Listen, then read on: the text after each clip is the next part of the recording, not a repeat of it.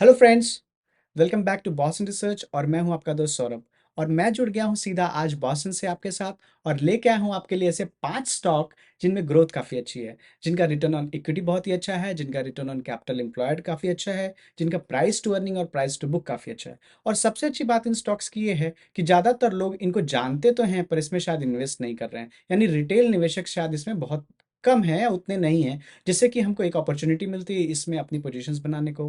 तो दोस्तों, क्योंकि आपका समय बहुत ही महत्वपूर्ण है, तो आगे बढ़ने से पहले मैं आपको एक चेतावनी दे दूं। और वो चेतावनी ये है कि मैं सेबी रजिस्टर्ड फाइनेंशियल एडवाइजर नहीं हूं। तो आप किसी भी तरह की बाइंग सेलिंग करने से पहले इस वीडियो को देखने के बाद अपने फाइनेंशियल एडवाइजर की सलाह जरूर लें, क्योंकि दोस्तों ये शेयर मार्केट है, सबका रिस्क एपेटाइट अलग होता है। कौन पैसा कहाँ से लाता है, कौन पैसा कहाँ से लाता है, ये बहुत ही अलग मायने होते हैं। और दोस्तों, जब भी आपको हानि होती है स्टॉक मार्केट में तो बड़े बड़े डंडे लगते हैं, सब भूल जाता है, इन्वेस्टिंग इन्वेस्टिंग सब याद नहीं, कुछ भी याद नहीं रहता। तो इसीलिए मैं आपको सलाह दूंगा कि जब भी आप इन्वेस्टिंग करें इस वीडियो को देखने के बाद तो अपने सेबी रजिस्टर्ड फाइनेंशियल एडवाइजर से जरूर पूछें।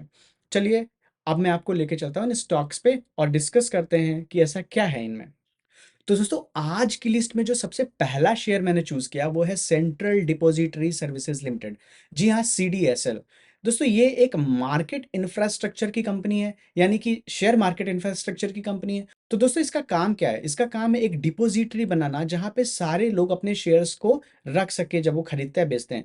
और इसका इस्तेमाल कौन कौन करता है? तो समझ लीजिए, आप करते हैं, मैं करता हूँ, म्यूचुअल फंड्स करते हैं, एचएनआईज करते हैं, एफआईआईज करते हैं, क्लियरिंग कॉर्पोरेशंस करती हैं, यानी लगभग लगभग हर कोई इसका इस्तेमाल कर रहा है। और आप अब ये सोचिए कि अभी इंडिया में कितने ही ऐसे लोग हैं जो शेयर मार्केट में आए हुए हैं या इन्वेस्ट कर रहे हैं हमारी पॉपुलेशन का, तो आपको समझ में आएगा कि सिर्फ 2 से 4% लोग ही हमारे देश में आकर शेयर मार्केट से अभी सिर्फ जुड़े हुए हैं। तो ग्रोथ स्टोरी तो बहुत ही लंबी है और ये जो कंपनी है वो काफी ज्यादा ग्रो कर सकती है आने वाले फ्यूचर में। दूसरी बात यह है कि इनका जो बिजनेस है वो चलता है इलेक्ट्रॉनिक फॉर्म में, यानी कि इनको ऐसा कुछ प्रोडक्ट मैन्युफैक्चर नहीं करना है। इस वजह से जो इनका ऑलरेडी बना बनाया बिजनेस है उसमें शायद थोड़े बहुत चेंजेस करने पड़े इन फ्यूचर जब टेक्नोलॉजी इन्हेंस हो, पर कुछ ऐसा मेजर चेंज नहीं करना पड़ेगा इनको, जिससे कि इनको एक नया प्लांट लगाना पड़े या वॉट एवर करना पड़े। तो उस वजह से इनका खर्चा हमेशा कम रहेगा और इनका प्रॉफिट बढ़ता ही रहेगा।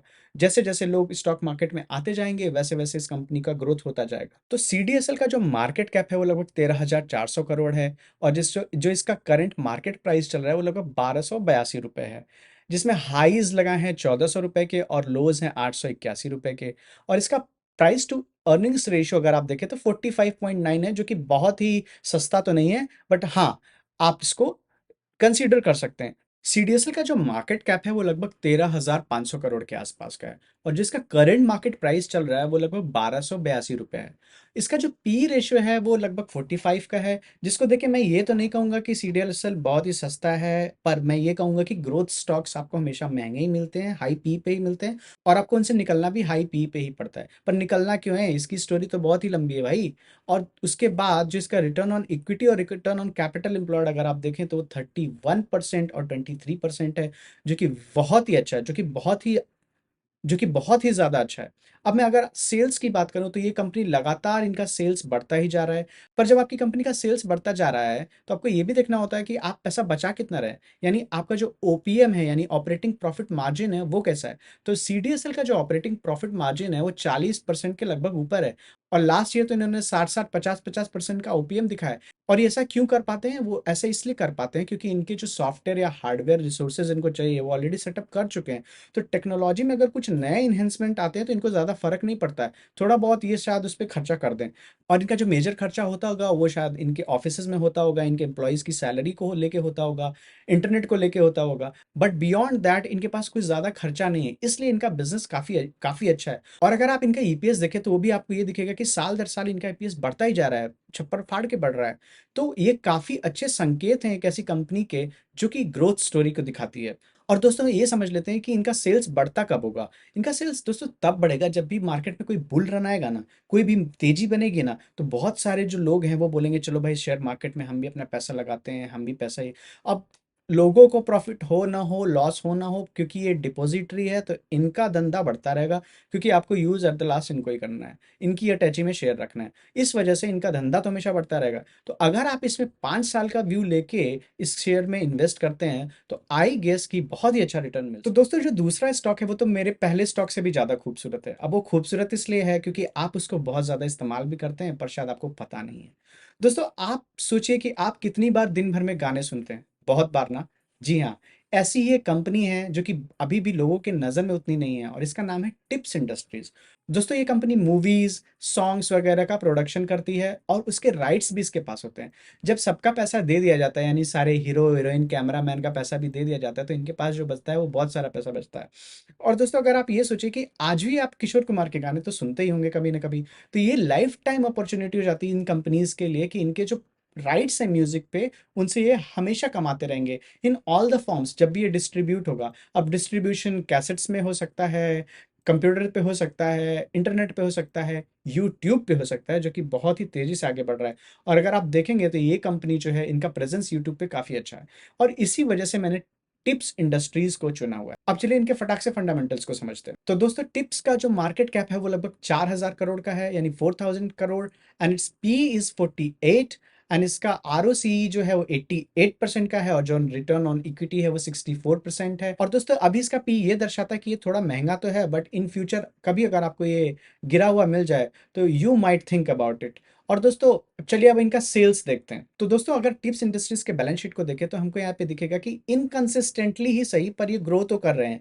और इनका जो ओपीएम है लास्ट 4 साल में वो लगभग 50% के ऊपर है, और इनका जो ईपीएस है वो भी बढ़ता जा रहा है और इनका नेट प्रॉफिट जो है वो भी बढ़ता जा रहा है। तो फ्रेंड्स ये समझ लीजिए कि जब भी कोई भी ऐसा गाना आता है जिनके पास, जिस पे इनके राइट्स हैं, शायद वो पुराने गाने भी हो सकते हैं, शायद वो नए गाने भी हो सकते हैं, और जैसे जैसे इनकी व्यूअरशिप बढ़ेगी, जैसे जैसे इनका डिस्ट्रीब्यूशन बढ़ता है, ये कंपनियां ग्रो करेंगी, तो आप इसको कंसिडर कर सकते हैं। आपको कभी ये अच्छे प्राइस में मिले तो आप इसमें अपना दिमाग जरूर लगाएं। दोस्तों जो तीसरा स्टॉक है वो टेक्सटाइल और एपरल इंडस्ट्री से रिलेटेड है, और साथ ही ये एफएमसीजी और देश विदेश में इंजीनियरिंग के भी काम करते हैं। लगभग 55 देशों में ये इंजीनियरिंग का काम करते हैं, जिसमें यूएस, जापान जैसे देश भी हैं। और दोस्तों इस स्टॉक का नाम है रेमंड। जी हाँ, रेमंड लिमिटेड। फ्रेंड्स अगर मैं रेमंड के बैलेंस शीट को देख के एनालाइज करने की कोशिश करूं तो मुझे ये दिखता है कि इनका जो सेल्स है वो काफी तेजी से ग्रो हो रहा है। जहाँ पे 2012 में जो इनका सेल्स था वो 3,642 सीआर का था, वो बढ़ के आज हो गया है लगभग 8,215 सीआर 2023 में, गए साल में। और दोस्तों इनका जो ऑपरेटिंग प्रॉफिट मार्जिन है वो भी लगभग कंसिस्टेंटली 15 to 16% पे है, और जो इनका ईपीएस है वो भी धीरे धीरे बढ़ता जा रहा है। और दोस्तों ये सारे संकेत होते हैं कंपनी के जो आगे बढ़ रही होती है। और जैसा कि आप सब जानते हैं कि रेमंड एक बहुत ही अच्छा नाम है, बहुत ही रेप्यूटेड नाम है, और इसी वजह से ये कंपनी बन जाती है एक केस स्टडी, जहाँ पे हमें सोचना चाहिए, देखना चाहिए और समझना चाहिए कि क्या यहाँ पे अपॉर्चुनिटीज हैं या नहीं है। आप ये सोचिए कि अगर कोई स्टॉक है जिसका प्रमोटर अच्छा नहीं है या मैनेजमेंट अच्छा नहीं है, तो क्या वो कंपनी चल पाएगी? नहीं चल पाएगी। ये सोचिए कि अगर किसी का मैनेजमेंट बहुत अच्छा है पर उसके प्रोडक्ट में दम नहीं है, तो क्या वो कंपनी चल पाएगी? शायद ना चल पाए।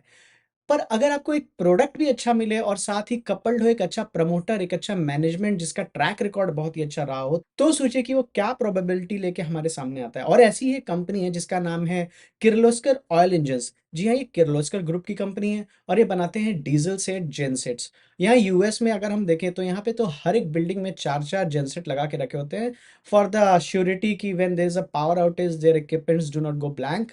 उसी वजह से शायद ये कंपनी बहुत ही अच्छी बन जाती कि आने वाले फ्यूचर में भी अगर ग्रीन एनर्जी को यूज़ किया जाएगा, सोलर और विंड एनर्जी का यूज़ ज़्यादा हो जाएगा, उस समय भी लोग जेनसेट्स खरीदेंगे, जिससे कि बिजनेस ओनर्स और बिल्डिंग्स और पब्लिक को ये श्योरिटी रहे कि भाई पावर आउटेज के टाइम भी उनके पास एक बैकअप है। That's why this company becomes very interesting, क्योंकि इनके जो प्रोडक्ट्स हैं वो काफ़ी अच्छे हैं, और वो ऐसे प्रोडक्ट्स हैं जो कि सीधा क्यूमेंस के प्रोडक्ट से compete करते हैं, और इंडियन मार्केट में इनका गुडविल भी काफ़ी अच्छा है, और इसी वजह से ये शेयर काफ़ी पसंदीदा बन जाता है मेरा।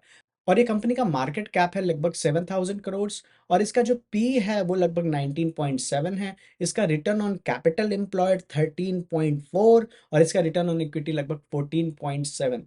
समझिए ये बिज़नेस क्या करती है और उस बिज़नेस में भी ये 14.7% का आरओई लेके आ रही है, तो of course there management is doing very good. तो चलिए अब हम इनके बैलेंस शीट को देखते हैं। तो ईयर ऑन ईयर अगर इस कंपनी के हम बैलेंस शीट को देखें तो हमको ये दिखता है कि 2016 में ये 2464 करोड़ का काम करते थे, जो कि आज बढ़ के हो गया है लगभग 5000 करोड़ का। और इनका जो ऑपरेटिंग प्रॉफिट मार्जिन है वो पिछले साल लगभग 15% का था, उसके पहले 10% का था। तो ऑन एन एग्रीगेट बेसिस आप 13 से 15% के बीच में इनका ऑपरेटिंग प्रॉफिट मार्जिन रख दीजिए। और इनका जो नेट प्रॉफिट निकल के आता है वो था 332 CR in last year. And इनका जो ईपीएस है वो भी धीरे धीरे बढ़ता जा रहा है। तो इस वजह से मुझे ये कंपनी लगती है कि इसका भी ग्रोथ स्ट्रक्चर काफ़ी अच्छा है और आगे चल के ये कंपनी काफ़ी अच्छा कर सकती है in context to Indian market. And if they start to focus on the market outside of India, then the market is so big to cater and they can succeed there as well. And of course, they're doing it, but I'm saying if they can focus more on the international market, they're going to succeed very much. अगर आपसे कोई कहे कि आपको home loan सिर्फ 48 घंटे में मिल जाएगा, तो आप भरोसा करेंगे क्या? जो अगली कंपनी है वो यही कहती है और उसका नाम है होम फर्स्ट फाइनेंस। ये कंपनी है हाउसिंग फाइनेंस में, जहाँ की और भी बहुत सारी कंपनीज़ हैं। अब इस कंपनी के पास कॉम्पिटिशन तो बहुत ज़्यादा है, लेकिन उसी जगह पे इनके पास कस्टमर भी बहुत ज़्यादा है क्योंकि इंडिया ग्रो हो रहा है और जैसे-जैसे इंडिया ग्रो होगा, ये हाउसिंग लोन की डिमांड बढ़ती जाएगी। तो आइए अब चलिए समझते हैं इसके फाइनेंशियल को। तो इस कंपनी का जो मार्केट कैप है वो लगभग 7580 सीआर है। स्टॉक का पी रेशियो जो है वो 30.8 है। नॉट टू एक्सपेंसिव, उतना सस्ता भी नहीं है, कंसिडरेबल है। और वहीं पे इसका आरओसी 10% और आरओई 13.5%। और यहाँ पे जो आरओई 13.5% है, आप ये समझिए कि ये जिस बिजनेस में है वो काफ़ी, उसमें काम ही यही होता है कि आपको पहले पैसे लेने हैं कहीं से सस्ते में, और उसके बाद किसी को थोड़े ज़्यादा दाम में देके वो पैसे लोन की तरह देने हैं और उसके बाद उसको रिकवर करना है। That is how it works. तो 13.5 when you consider such kind of business, housing loan business is not bad. तो in that context, this company looks very interesting. And now let's go to financials and see what's there.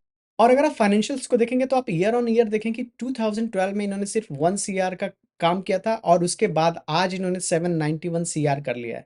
और इस company का जो financial margin है वो लगभग लगभग 29 से 39% का है। लास्ट ईयर इन्होंने 39% शो किया था। और इनका जो ईपीएस है वो साल दर साल बढ़ता जा रहा है। हाँ, कुछ कुछ इनकंसिस्टेंसी आ जाती है, जैसे कि अभी यूएस में रेट हाइक्स हो रहे हैं, इंडिया में भी महंगाई ज़्यादा है। इस वजह से पैसा उठाना और पैसा देना थोड़ा मुश्किल हो जाता है। पर जैसे यूएस में रेट कटने लगेंगे, उसका इफ़ेक्ट इंडियन मार्केट पे आएगा। जब इंडियन मार्केट में लिक्विडिटी और बढ़ेगी, तो इनको पैसे कम दाम पे मिलने लगेंगे और ये उस पैसे को सामने वाले को थोड़े ज़्यादा दाम पे देंगे। इस तरह से इनकी कमाई शायद थोड़ी बढ़ जाएगी और इसी वजह से आज हमने होम फर्स्ट फाइनेंस को चूज़ भी किया है।